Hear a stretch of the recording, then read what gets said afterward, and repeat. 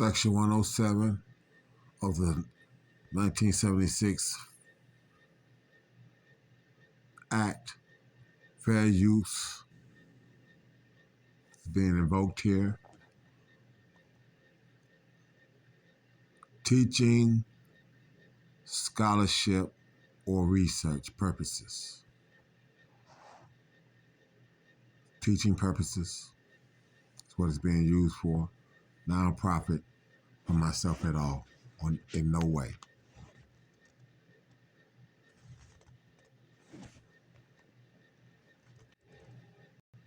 Shalom, shalom, this is Kaparia, a.k.a. Pops out of GMS Chicago, with a brief sit-down. Before I get started, though, like always, I want to send all praises, honor, and glory out to Yahweh, Bahashem Yahweh Shai, Bahashem Rakakwadash. To the apostles and elders of GMS out of New York, to the elder bishops out of Connecticut, the floating apostles down in Dallas right now, I believe, and excuse me, illustrious elders such as Big Ad that are moving around in the different states, saying double honors because they do rule well. But brethren around the world push this truth uncut, unfiltered, giving you the good, the bad, and the ugly of the scriptures, correctly breaking down prophecies, the interaction with people on the planet, giving you the good, the bad, and the ugly of the scriptures. Salutations. Keep pushing the word. But hopefully, I hope this is edifying for the Aquat, the fear, and the truth. That's listening, sincerity, and charity. Keep doing so. But for the scorners call for reprobate, 2/3 Israelites and 17 other nations who are in the midst of Jacob's trouble, it's going to get worse. So I'm going to let this play, and then I'm going to put some scriptures on it, okay? And as you see, it's Keisha. Okay? As we like to say here at GMS, this is a Keisha. Okay? So now just let it play through. Dental assistant was a few days away from her 20th year working at this orthodontist when her two bosses called her to the front to talk to her, and she was nervous that she was in trouble until he told her that they wanted to give her some money to celebrate how many years she's put into their business. So they did this. How many years it is again? 20. I'm so happy for you.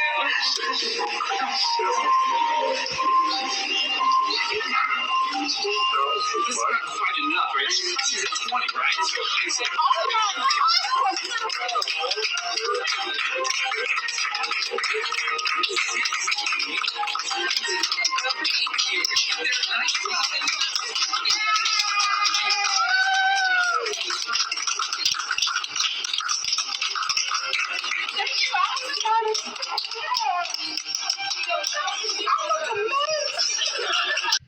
This dental assistant was a few days. She's all discombobulated. They done got 20 years of servitude. Those are dentists.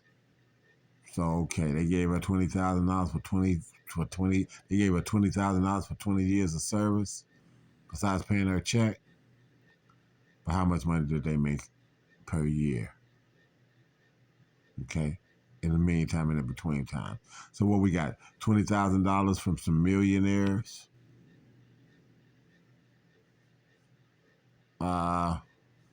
They could blow that at a strip club. Not even think about it. Okay, but they discombobulated her with it. Right? Let me go get some scriptures. Because like I said, our women are deprived of wisdom. Okay?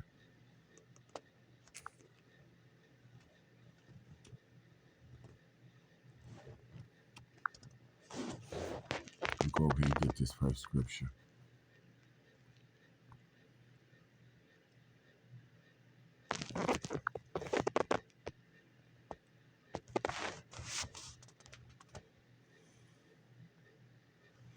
Ecclesiastes 7,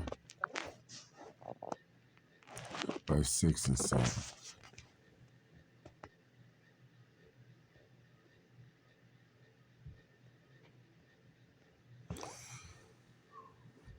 Ecclesiastes verse 6 and 7.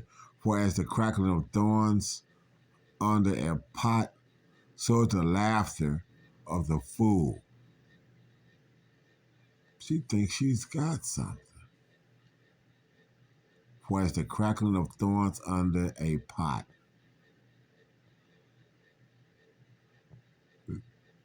It's burned up. What is thorns under a pot? What's going on? It's being burnt. It's being disintegrated. Okay? So is the laughter of the fool. Oh my God, like I said, she was discombobulated, right? Okay? But instead of her understanding the role of where she's at and who she's dealing with, she's appreciative. Instead of understanding this, surely oppression maketh a wise man mad, and a gift destroyeth the heart. She just got a $20,000 gift. And not understanding that as an Israelite woman belonging to an Israelite man, all this shit belongs to the Israelite people. Everything was made for their pleasure and their consumption. But she's appreciative to have a job and be in her hell and serve her master, her oppressor. Hold on. Okay, so now, like I said, this is the Willie Lynch letter, okay? Where am I going to pick this up at? I don't want to go through all this.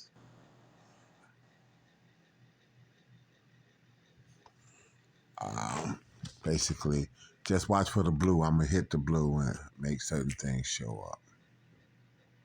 Okay.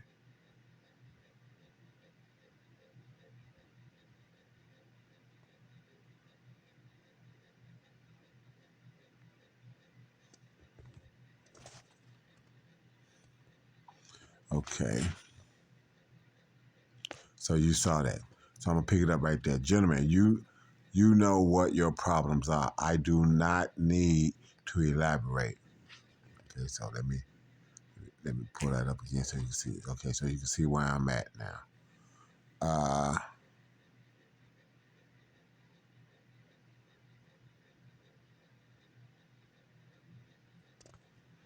Okay, so now here's where this is where I'm gonna start reading. Gentlemen, you know what your problems are. I do not need to elaborate. I am not here to enumerate your problems.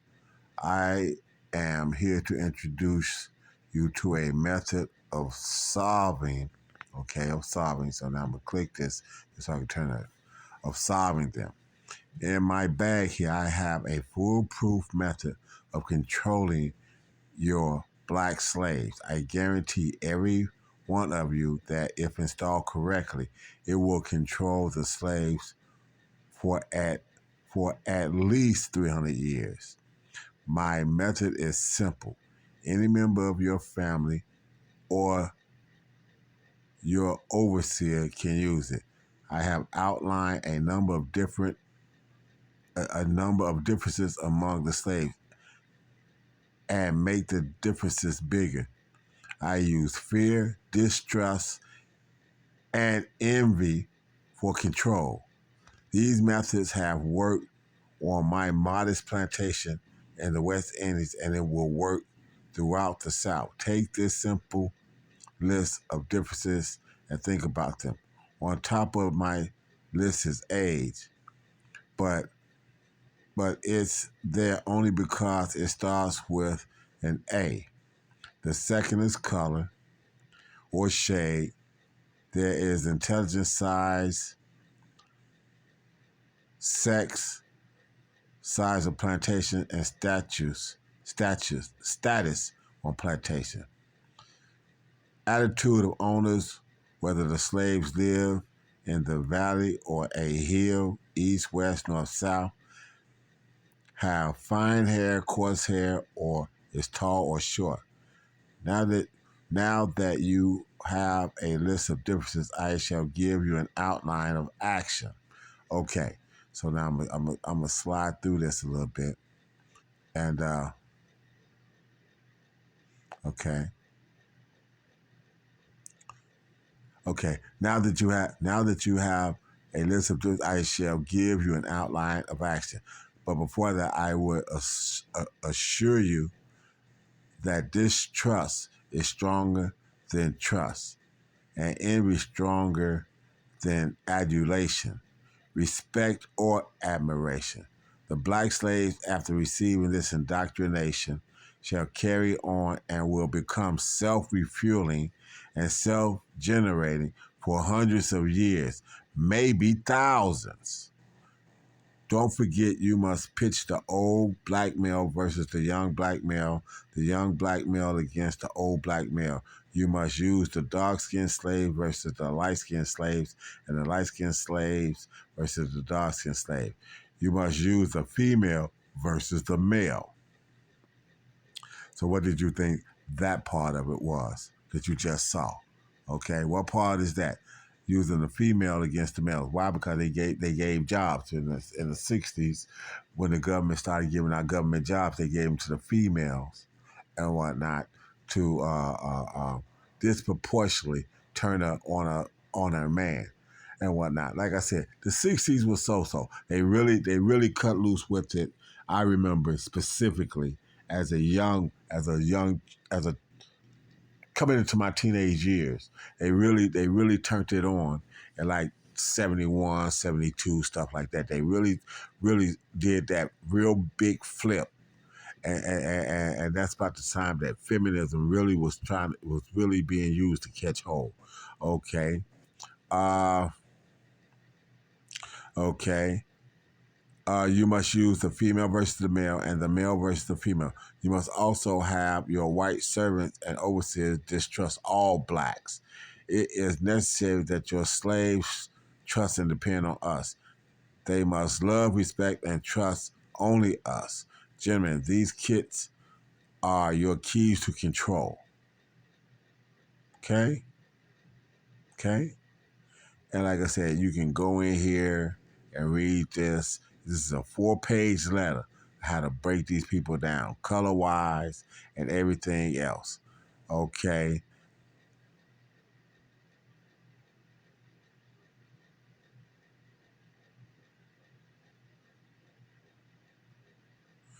Let me show you one thing. I just saw something that I do want to touch on here.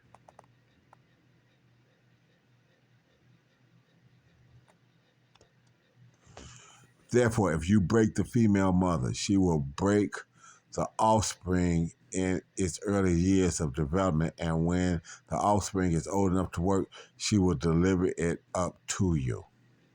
You see that shit?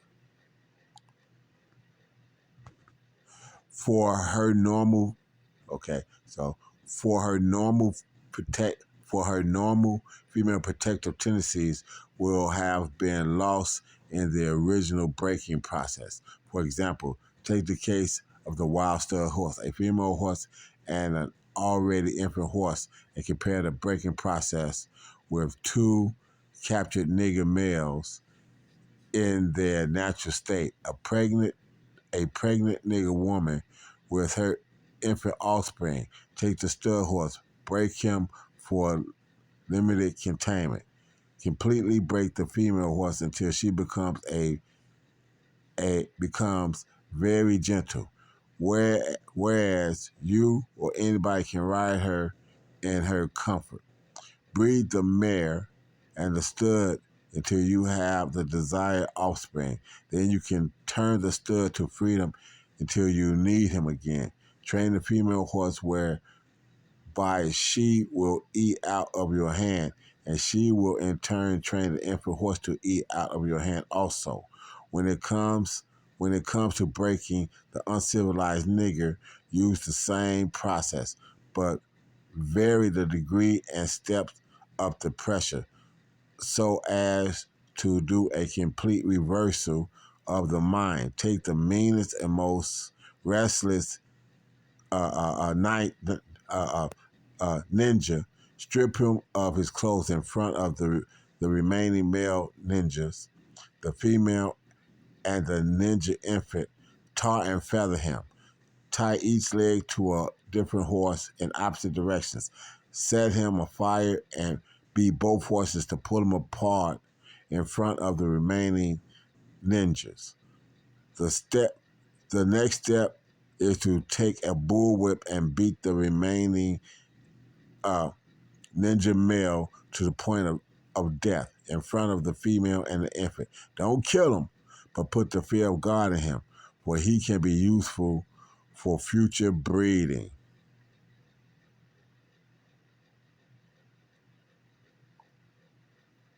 Okay, the breaking process of the woman. Take the female and run a series of tests on her to see if she will submit to your desires willingly. Yeah, and this is that comfort thing that we were telling you.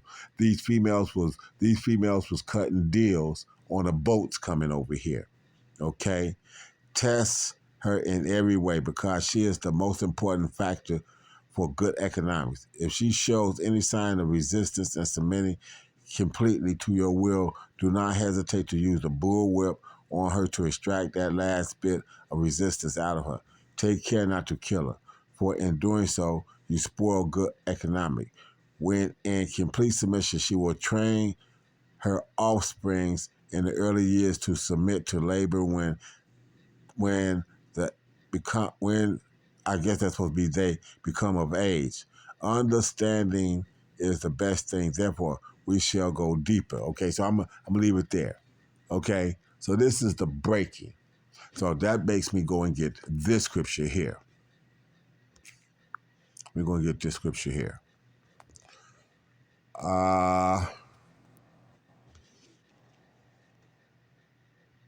Go get this scripture here.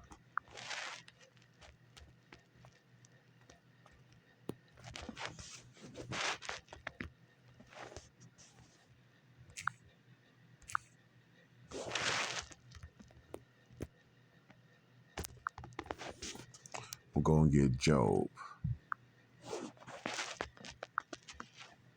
Job 30 and 17. Because God, or you can say Yahweh, have deprived her of wisdom, neither have he imparted to her understanding. Our women, like I said, because of their want for comfort, has turned on us. And when this man came along with all the goodies, they accepted it, hook, line, and sinker. They showed you that in the movie Claudine, where she was like the last part of the resistance of that. But then after that Claudine movie came out, our women started going hook, line, and sinker. You know, I can do bad by myself and all this stuff. What time she lifted up herself on high, she scorneth the horse and his rider. What time she lifted up herself on high, she was put above us. Okay, and in her mind, she lifted herself up above us. Okay, as the so-called Negro, Latino, and Native American males, they mind put them above us because they had comforts that we couldn't provide for them. Okay, you saw that in Django when he said, "Y'all get out of here." He said, "Not you, Bella." She said, "I knew you weren't talking to me." Okay, that she scorneth the horse and his rider. All right, so now I'm gonna pull one more scripture because see these females don't have a clue as to what's going on out here. Okay, so now let me go and get this. This is the apocrypha. I'm gonna go to Sirach or Ecclesiasticus 12, 10 through 12. Sirach, never trust thy enemy, for it's like iron ruthless, so is his wickedness. They done dociled it down, but like I said, they done dociled it down some. But us being as I just want to say living beings, okay, because I would say human, but they're not human because they have no color. Hue goes back to color, Hue. It goes back to color, human. So that hue of in human is color, but this Edomite, this Edomite doesn't have color. What you see is a pinkish reddish flesh because it's his blood showing through his skin or her skin, male or female. But the scripture says, never trust thy enemy, for like as iron wrestles, so is his wickedness. Though he humbled himself and go crouching. What did they do? They paid money and this, that, and other, and all this other kind of stuff. Like I said, a gift destroyeth the heart, and what it do? They lifted her up, so now she goes back to the neighborhood with $20,000. See what I'm saying? So all her little worries and things that she had, how I'm gonna pay this and how I'm gonna pay that shit just went out the window. So now you go and tell now. You really think you gonna be able to go back to her and tell her that those two Edomite those two Edomite dentists is her enemy? You think you're gonna be able to tell her and she's gonna believe it and buy it? Oh hell no! She like I said, we tell you all the time. Keisha is the Edomite's pit bull. Okay, she's his watchdog. Okay. 11. Though he humble himself and go crouching, yet take good heed and beware of him, and thou shalt be unto him as if thou hast wiped a looking glass, and thou shalt know that his wrath has not been altogether wiped away. So no matter how nice you think this Edomite is to you, he's still your enemy, okay? Set him not by thee, lest when he have overthrown thee, he stand up in thy place. Neither let him sit at thy right hand, lest he seek to take thy seat. And thou at the last remember my words and be pricked therewith. Don't pay attention to this if you want to. Okay? Don't pay attention. Basically, scripture said, don't pay attention to this if you want to. When this shit bites your ass, then that's gonna be on you. Verse 13, who would pity a charmer that is bitten with a serpent, or any such as come nigh which is close to wild beasts? Who's gonna pity you? You fucking with that snake beat your ass, bit your ass? Okay. You out there fucking trying to fucking play matador with these bulls when that bull gore your ass, oh well. See what I'm saying? Don't be out there fucking around. So, and this is what I'm trying to say on this level. Our women are gone. They're absolutely lost. Okay? And it doesn't take much to shake them. It doesn't take much to bring them around. Okay? It doesn't take much.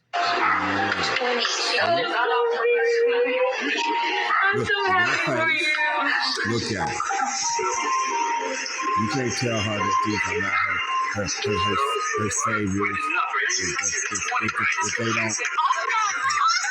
See, look at her mouth. Look at her mouth. She's about to cry. She's been bought.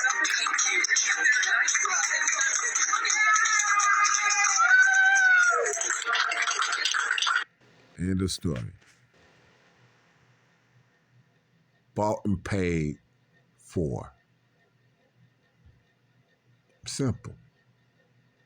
Hope that's enlightening. Like I said, these people getting ready to show what they really think about you here in a minute. So for the hopeful elect, like I said, be wary. And for you 2/3 Israelites, when these people that you got along with so well turn on your ass, don't say you wasn't warned. When they turn on your ass and start stringing your ass up and taking you into them detention camps and all the other stuff, don't say you wasn't warned. When they start gunning your ass down in the street on a much more massive scale, don't say you wasn't warned. You was warned.